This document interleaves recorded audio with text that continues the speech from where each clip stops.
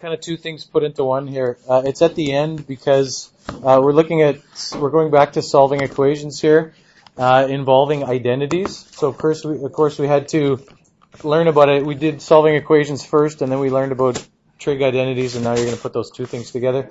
And then this is something we probably could have done before, but left it till the end just because, I don't know, it seemed to fit the best here. But anyways, we're going to look before lunch here at this part of it, multiple angle equations, and then we'll look at the identity stuff after. A multiple angle equation, I mean, all it means is an equation where there's a multiple of an angle here. Okay, this angle, this doesn't just say sine of x equals 1, it says sine of 2x equals 1. If you think about sort of order of operations and how you solve equations, I think you'll be able to solve this pretty easily. If you had something that's an equation that said square root of x plus 1 equals 9, how would you solve that equation? What would you do first to both sides? What would you do next? What would you do first? You'd square both sides. You'd square both sides, and then what would you have? So x equals, okay. If I switched the order of operations here and had square root of x plus 1 outside of that equals 9, how would you solve that? First I would minus 1 and say square root of x equals 8, right?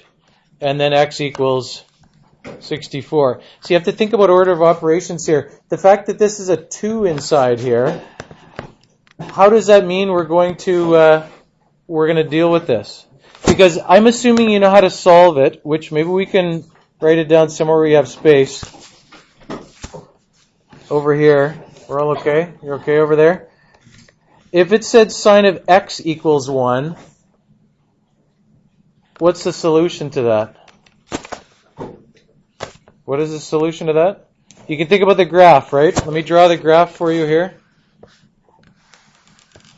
Here's pi. Here's pi over 2. Here's 2 pi. Sine of x looks like this, right? You have goes up and down again, and up there, and similar thing here, right? Except I didn't draw it very well, but that's good enough.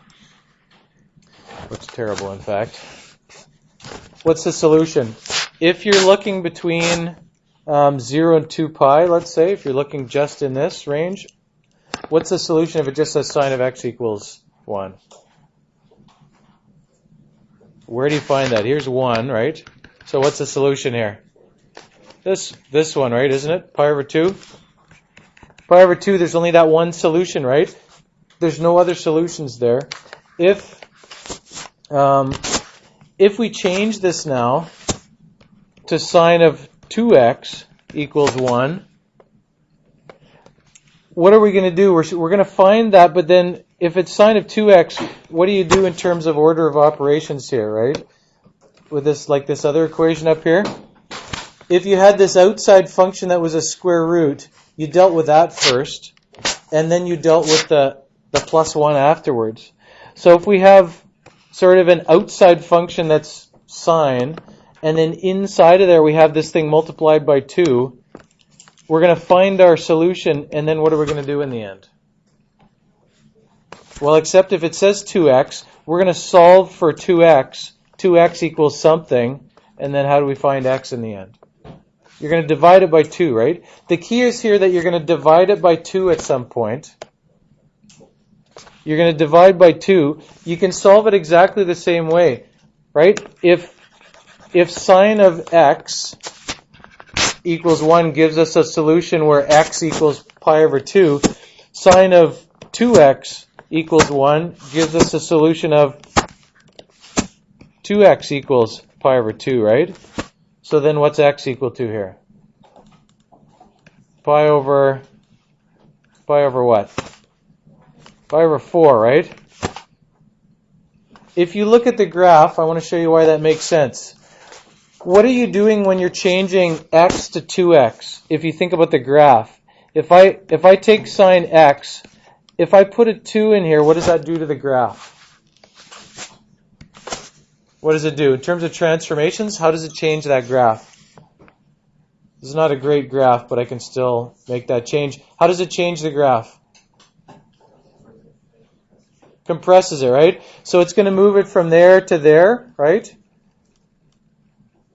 Okay, that's sine of x. That's sine of 2x, right? Drawn very poorly, but it's sine of 2x.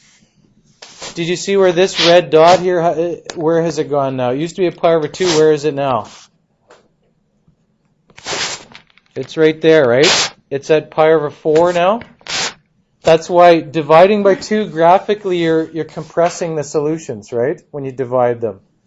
But the only other problem is now, is there only one solution here when I compress it?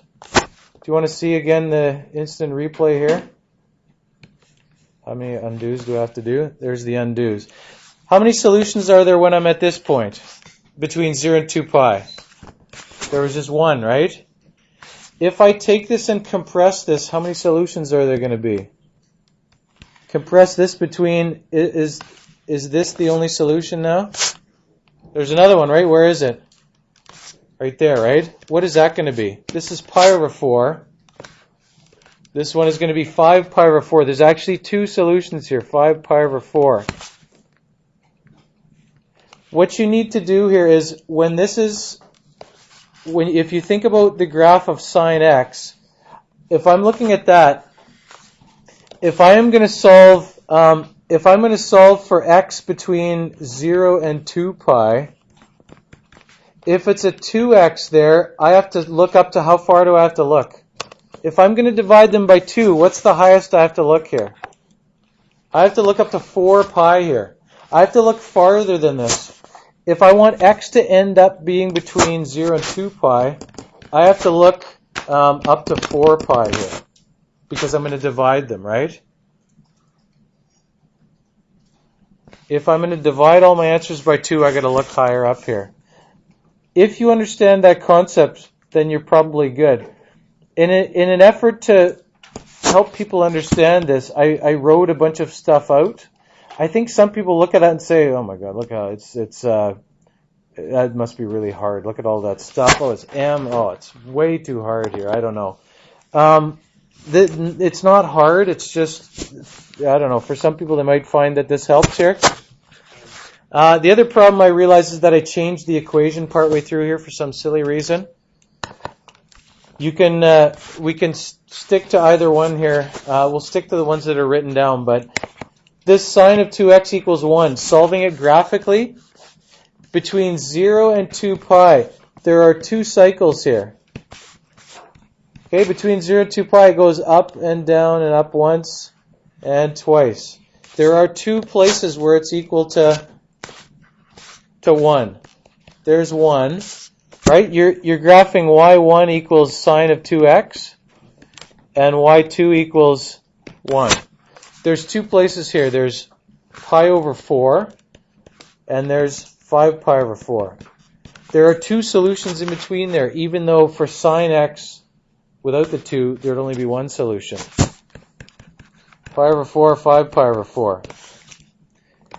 The technique would be to solve sine of x up to 4 pi and then divide, right? And divide or compress the solutions, right?